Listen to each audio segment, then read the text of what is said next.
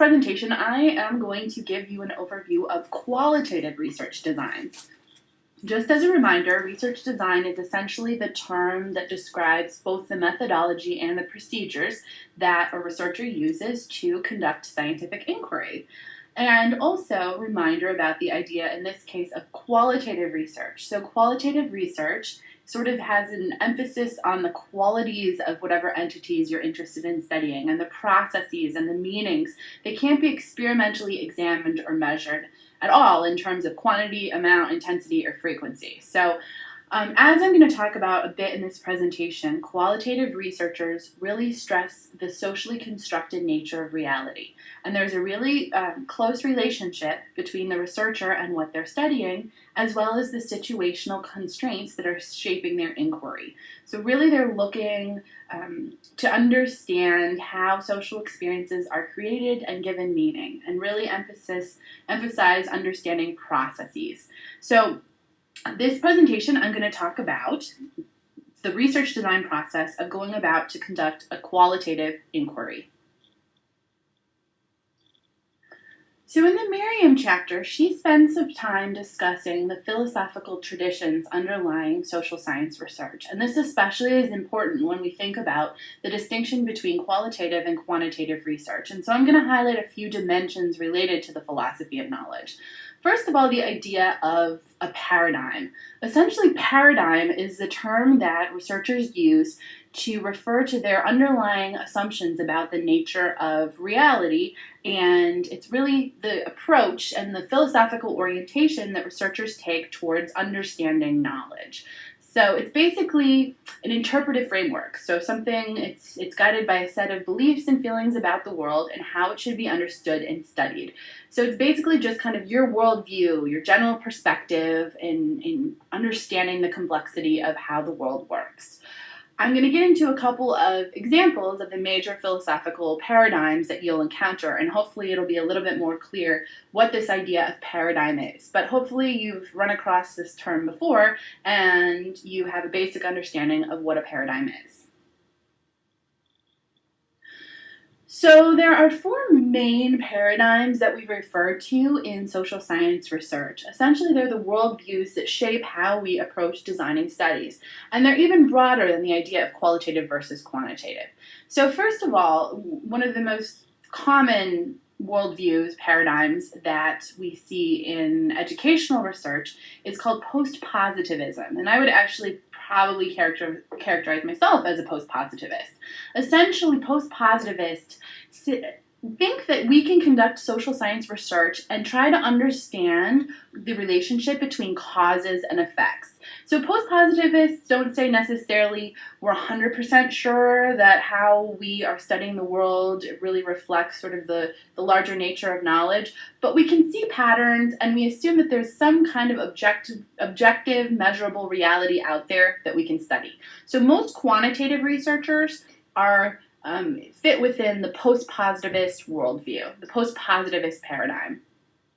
On the other hand, constructivists are people who really believe that as they're conducting research, they're trying to construct their own meanings as they engage the world. So they believe that there are multiple subjective realities across different people rather than one main truth, which is more what the post-positivists think. So constructivists really emphasize the social world and understanding interactions of individuals with one another and with their surroundings. And oftentimes, qualitative researchers adhere to the constructivist paradigm. Not always, but oftentimes. So they really want to understand sort of at the micro level how each individual person constructs meaning about their place in the social world. There are two other paradigms that people use to construct educational research. One is referred to often as either advocacy or participatory research. And essentially those researchers really came about in popularity in the 1980s among people who didn't think enough attention was being given to social justice. So people from this view, an advocacy or participatory research view, sometimes also referred to as a critical worldview, a critical paradigm, they really think knowledge should be intertwined with politics and more of a political agenda. So oftentimes feminist researchers or queer theory researchers fall within this paradigm of conducting advocacy and participatory research. They really want to bring about change they see the world as being unfair, and they want to bring about change and social justice to try to move the world in a better direction, and they see their research as being able to advocate for that kind of change. And then finally, pragmatism is a paradigm that really focuses on what works and solutions to problems rather than just a methodology. So researchers will use basically whatever techniques they think might fit the problem at hand. They're really focused at just, okay, what's the problem at hand and what can I do to solve it? Action research typically falls within a pragmatic view of the world. So maybe they'll collect qualitative data, maybe they'll collect quantitative data, maybe they'll look at a problem from more of a positivist view, maybe a more constructivist view, whatever. It's just whatever the problem is that's facing us right now in this situation. We don't care about the nature of reality or the laws of nature. Really what we want to do is focus on real-world practice-oriented research. So those are four of the main paradigms in educational research. You might also hear about modernism and postmodernism. Essentially, modernism is a period of time that refers to a period of scholarship when scientists viewed the world as kind of more of a static, unchanging machine.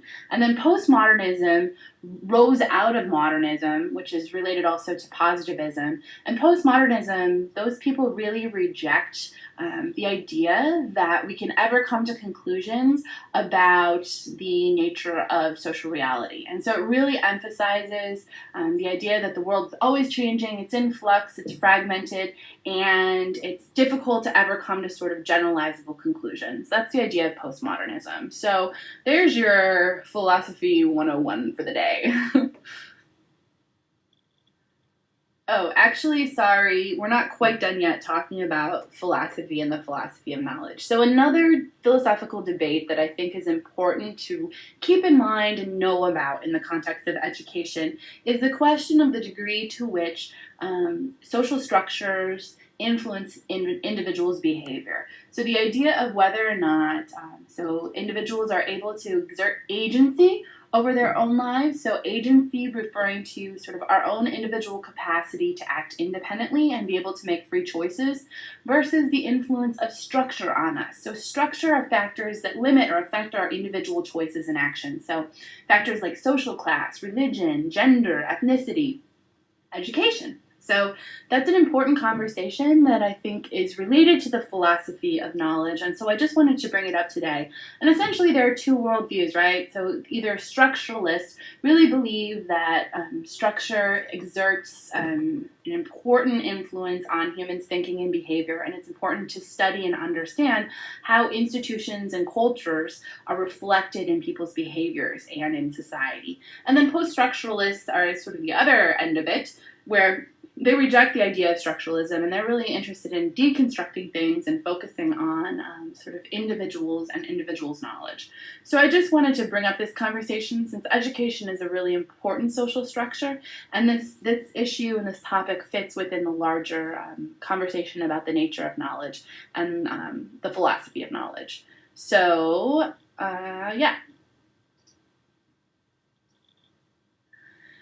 Why am I even bringing this up? So why am I wasting 10 minutes of your life in bringing up the philosophy of knowledge? Why does that matter in higher education? And in extension, why are we even talking about this in higher education research? So essentially, the important thing is that we need to keep in mind that our approach to conducting research, as well as our approach to understanding and interpreting research and constructing reforms or policies or practices, that's all informed by your worldview. And it's also connected to politics too, right? And so it's important to understand sort of our approach and our lens on the world so that we then can develop informed opinions about how we're approaching educational issues and research, as well as how other people are approaching topics. So Oftentimes when we have disagreements in how to best construct policy or practice around education, it could be that our philosophical understanding of what education should be about and how to understand what we know about education is very differently, right? So that's important to keep in mind, that some people certainly think that the world is very reasonable, like me. Well, I don't know, I won't go that far, but post-positivists, and think that we can make reasonable predictions and plan our lives accordingly. Or if you're more constructivist, a lot of people from that lens think the world's very chaotic, indeterministic, and random, and that, that we're not able to sort of necessarily understand it fully. And so as educators, it's important to think about, should we be preparing our students for an orderly world that's very predictable, or a chaotic world that's not very predictable at all? So this idea of our own philosophy of knowledge affects how we behave, and it also affects our practice, even though we're not always thinking about it. So I think it's something important just to highlight in terms of helping us all to make more informed opinions and understanding how we're approaching educational issues and research issues.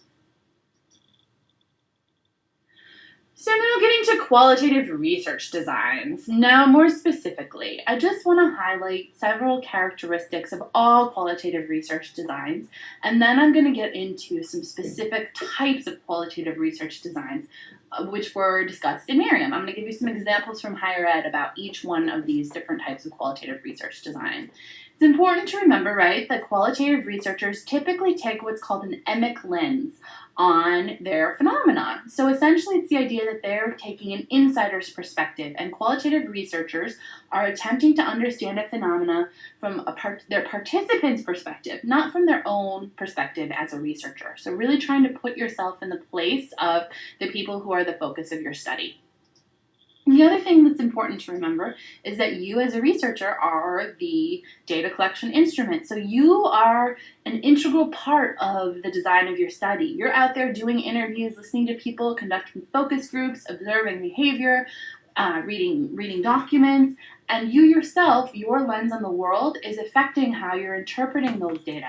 So it's really important as a qualitative researcher to be aware of sort of your worldview, your philosophy of knowledge, as well as your sort of pre-existing approach to the topic and perhaps some biases or sort of, ideas you might have coming into the study, and acknowledge that in your research report. And we'll talk about this, but qualitative researchers, it's very important to acknowledge your positionality. It's fine, everybody has their own biases, everybody has their own sort of background baggage, right? But as a qualitative researcher, because you're the data collection instrument, you need to be very clear with the people who are participating in your study and who are reading your results about your position within that research.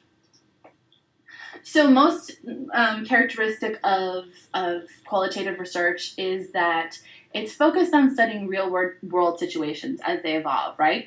Unfold naturally. So it's non-manipulative, it's non-controlling, we're not trying to control experimental designs, whatever. And it really, as a researcher, you need to be open to whatever emerges from your study. Maybe what you hear isn't from your participants isn't going to be what you expected. There's really in qualitative research a lack of predetermined constraints on your findings. So you really need to be in the natural setting and allow your findings to emerge. And related to that is that you're, again, taking a more inductive approach to your topic. It's really about building theory about a phenomenon. And also, qualitative research really focuses on rich description. This is what I'm not very good at as a qualitative, this is why I'm not good at qualitative research. I mean, you should need to be very, very detailed, very, very focused on allowing the people who are reading about your study really feel as though they're part of the setting and they really kind of have a great understanding of what's going on. And I'm going to give you some examples of how researchers do this. I have some examples on the supplemental section in Blackboard, actually, and I'll talk a little bit about them throughout this presentation. Okay, so now getting into some specific types of qualitative research design. So the first one I'm going to talk about is ethnography. And so if you were maybe majored in undergraduate in anthropology, you recognize the term ethnography because that's where the main approach to research that anthropologists use, like Indiana Jones, whatever. So essentially ethnography is translated exactly as the act of writing about people. So ethno means people and graphy means writing. Essentially what ethnographers try to do is understand the cultural characteristics of any given group of people or of any given culture. So, and where shared culture is defined, if you hadn't taken my organizational theory class last semester, I will help you out here. And culture is defined essentially as shared beliefs, values, practices, languages, norms, rituals, and material things that group members use to understand their world. So ethnographers really try to understand culture. So when can you use ethnography in higher education? A lot of times when we want to study a school, a university, a department, or a program in depth, and you really want to understand what people do, how things work, or how things are run, and different aspects of culture, right? So if you're interested in understanding practices, rituals, people's lives, their customs, their values, their beliefs, those kinds of things really lend themselves nicely to ethnography. On the next slide, I'll give you an example of a study that was done in higher ed using ethnography.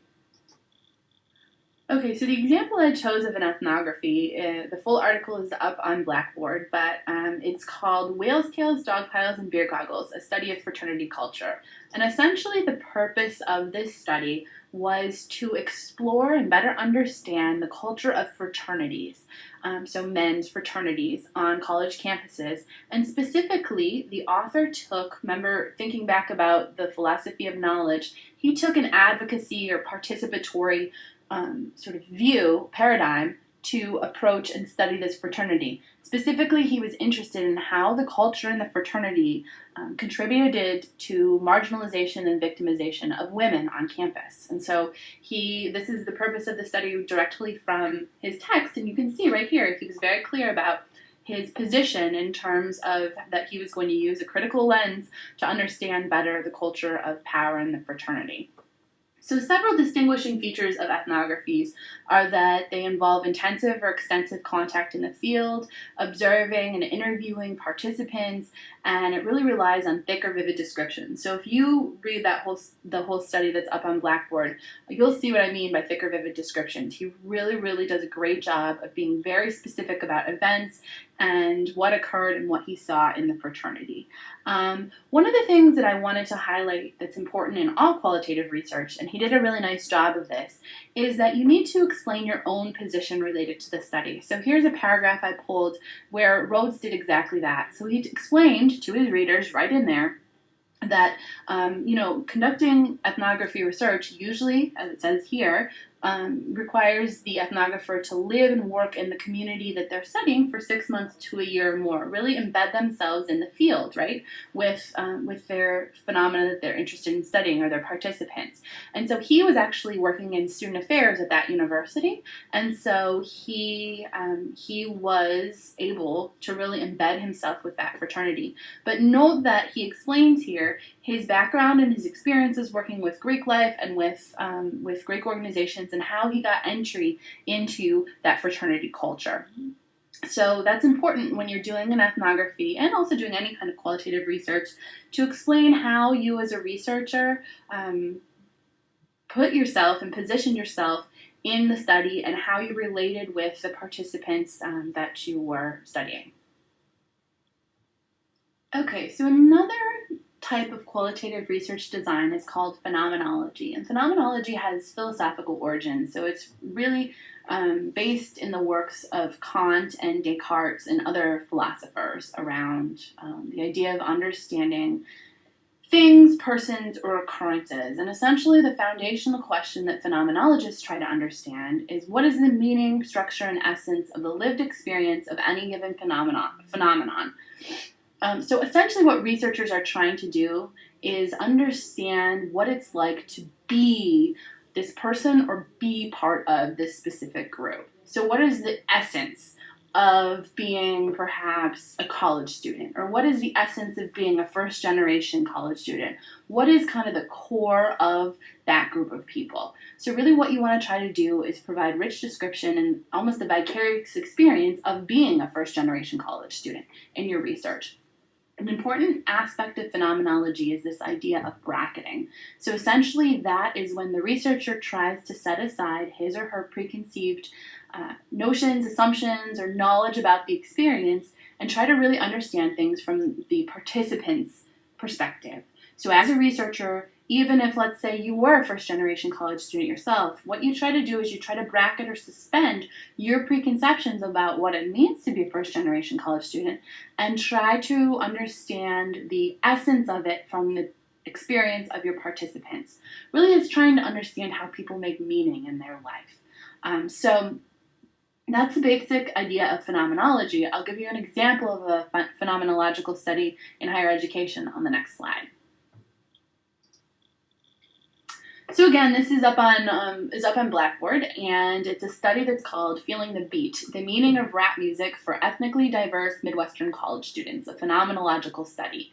So here are the research questions up here on the slide, and so this gives you an idea of what phenomenological research questions look like. So first up here, so what is the meaning ascribed to rap music by 6 ethnically and racially diverse Midwestern college students? What is the context in which they experience rap music? As well as how can rap music be used to deal with everyday stressors, or how does it alter a person's mood? Essentially, what they were trying to do was capture the essence of how individual students, college students, interpret, process, and experience rap music. So really, what is at the core of that idea of listening to rap music? And they built out a whole theory around this. So you can see from this is the idea that, okay, so really what's at the core? Can we develop a theory around what and how students experience rap music? One of the things I wanted to note for you all that's kind of nice about this study is that they also gave their interview protocol, and this can be helpful. So they didn't go to their college students and say, hey, can you tell me the meaning that you ascribe to rap music? So that kind of, that's a researchy question, but that's not a question you'd actually ask in an interview, right? So here's their interview protocol. Sorry about the sort of blurriness here, but they converted those research questions to the following 5 questions. So first of all, they asked the students, when did you first start listening to hip-hop or rap music? What was that experience like? What does hip-hop music mean to you? Were your favorite artists? Describe them to me. And what have you learned or gained from hip-hop? What is negative about hip-hop? And how do you deal with the possible negativity of the music? So that's an important thing for all of you who are doing qualitative research to think about, is that typically your research questions aren't actually the questions that you're going to ask your participants. You'll develop a separate protocol that gets more at your ideas in a more simpler, sort of understandable fashion that's less academic-y, right? And so this is how Iwamoto et al. Did that. They developed an interview protocol that reflected the ideas in their research questions. So that's important to think about if you're going to be doing a qualitative research design. How are you going to translate your interview or your research questions to an interview or focus group protocol if you plan to collect data in those ways? So grounded theory is the idea of actually constructing or discovering theory from data. And grounded theory has sociological origins. So a lot of sociologists use grounded theory. And really the question at hand in grounded theory is what theory or explanation emerges from analyzing the data that we collected about this phenomena. So really it's used, obviously, to generate theory. And theory, remember, tells how and why, and it provides explanation. Grounded theories can also be used to test prior established grounded theory, but the idea behind it is that you're continuing to modify and build the theory. So you're not necessarily satisfied with the theory that you built at first, and so you conduct further grounded theory study to modify that study.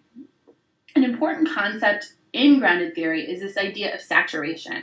So grounded theory, you're done building your theory when you're not finding any more concepts, like you just keep running into the same concepts over and over as you're collecting data, or your theory has been validated. Essentially, grounded theory is really helpful when there's no prior information on an area or phenomena, or sometimes when you want to study interactions. Grounded theory is also helpful for studying how people interact and engage with one another. And so I will give you an example of grounded theory on the next slide. This study is actually, I used Ren and Jessup Anger's as an example in class a couple of weeks ago. It was the study of new student affairs professionals. So remember I gave you the introduction section from their study, and we did the reverse outline for them. So remember their research question was, how do first-time, full-time student affairs professionals experience their first year on a job? So again, theory tells us, as I said in the last slide, how and why something is the case, and it really provides explanation. So in this study, they were interested in understanding how student affairs professionals experience their first year on the job. So they opted to use grounded theory. Something that's important to know about grounded theory and all qualitative research, again, and here's a quote directly from their findings that illustrates this, is that as you're building grounded theory, you go through and you do what's called coding of the data that you're collecting. So you go through and start to identify themes that are developed. That's called coding, is when you go through and identify those themes that you see in your data. And we'll do an example in class of how to code qualitative data, but that's an important characteristic of grounded theory. And this book that's referenced here, Strauss and Corbin, is the gold standard book among qualitative researchers on how to code grounded theory data. So Strauss and Corbin's book. So you'll see that referenced a lot when you go into doing coding. I'll explain coding in more detail to you in class, but it's important to know that that's a key characteristic of grounded theory, is coding your data to develop theory. So case study is another qualitative method that qualitative design that researchers use to understand a topic. Essentially, a case study answers the question on the screen. So essentially, are the characteristics of this single case, or what are characteristics of these cases compared to one another? Essentially, what you're trying to do is understand, oftentimes, a decision that was made or a set of decisions, and why people did something, how they implemented policies or practices, or what the results were. And it can be very eclectic in terms of the kinds of data that you'll collect, or the concepts and theories that you might use, or the way that you're collecting your data, the methodology that you're using to collect your data. So the important thing to know, though, is that, again, in your final report, you're going to have a very rich, back to this idea of rich description of what the case was or the cases were, as well as the context surrounding those cases. All right, I'm going to give you an example on the next slide of a comparative case study. So Witt et al. Conducted a comparative case study to understand student affairs and academic affairs partnership programs. So basically what they did is they identified 18 different programs at 18 different colleges and universities that were partnerships between academic affairs and student affairs. And the outcome of these case studies, this comparative case study of 18 different schools, was to identify principles of good practice for creating and sustaining effective partnerships between student affairs and academic affairs. So they did a really nice job of explaining the reason why they chose to do case study as opposed to any other methodology. And that's something, here's a quote up here from the actual text where they said why they did case study. So essentially highlighted in green, they wanted to provide rich descriptions of the elements and impacts of programs, both within individual institutions, as well as make comparisons across types of programs and types of institutions. That's why they chose a qualitative case study design. And this is an important example in any qualitative design, case study or otherwise. You as a researcher need to explain why you chose to use case study, or chose to use grounded theory, or chose to use ethnography, etc. It's important to explain your choices as a researcher of selecting a specific design. And oftentimes that should just come from your research question, right? So in their research questions, they were interested in describing different academic and student affairs partnership programs, and then to find the principles of good practice that seem to cut across all of them. And so case study really lends itself well, as I said on the prior slide, to doing just that, to understanding specific organizations, cases, situations, and then also developing an understanding of the policies and practices and decision-making that goes on within those specific cases. So case study is great for doing that. And this is a good example of a comparative case study that has been done in higher education. So another kind of qualitative research design is called discourse analysis. And this one gets a little bit interesting. I don't actually do discourse analysis, but people in higher ed do it, so I wanted to just at least bring it up. So essentially, discourse analysis is based in linguistics and in communication. And basically, it's studying the micro features of communication. So basically how people do things with words and how people talk, converse, and sort of respond and reply to one another. So trying to understand semantics, I guess. I don't do discourse analysis because it seems a little bit tedious to me, but I'll give you an example on the next page of a research study that did discourse analysis. And I was trying to think about other examples of how people maybe in your situation could use discourse analysis for an applied project or something like that. And I came up with, sorry again to rely on athletics as an example, but I was thinking one thing that somebody could study was what coaches say to motivate athletes. So how coaches communicate with their athletes and how they go about trying to use words to motivate their athletes. So that would be an example of how you could use discourse analysis in maybe an applied project. I'll give you an example of a published article though in the next slide. Okay, so up here are some research questions for a study that used discourse analysis as a qualitative design. These research questions I think are pretty poorly worded actually, but there aren't that many examples of discourse analysis out there, so I had to pick it. Essentially what these researchers did was they collected college mission statements from bachelor's degree schools.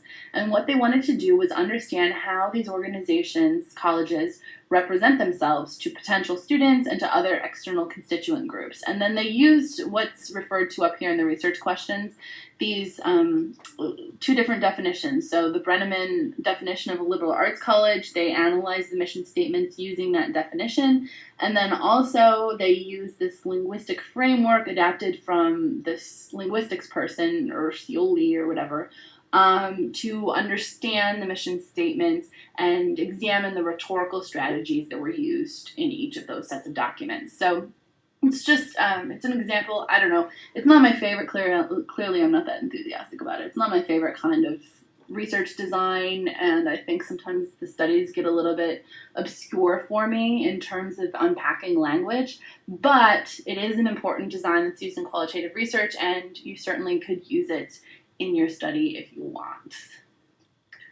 So it's important to know that actually some studies that are use qualitative research methodology don't fall within any of those designs, those specific design types. You can do just a generic qualitative research study if you're interested in just basically describing a phenomena at hand, and you're not really, using kind of the grounded theory or the phenomenological approach to transforming and interpreting your data, but you still will use coding like grounded theories do, but you're not really into sort of building some sort of large-scale theory or interpreting kind of the essence of people's experiences like phenomenology. So essentially you can use an eclectic design.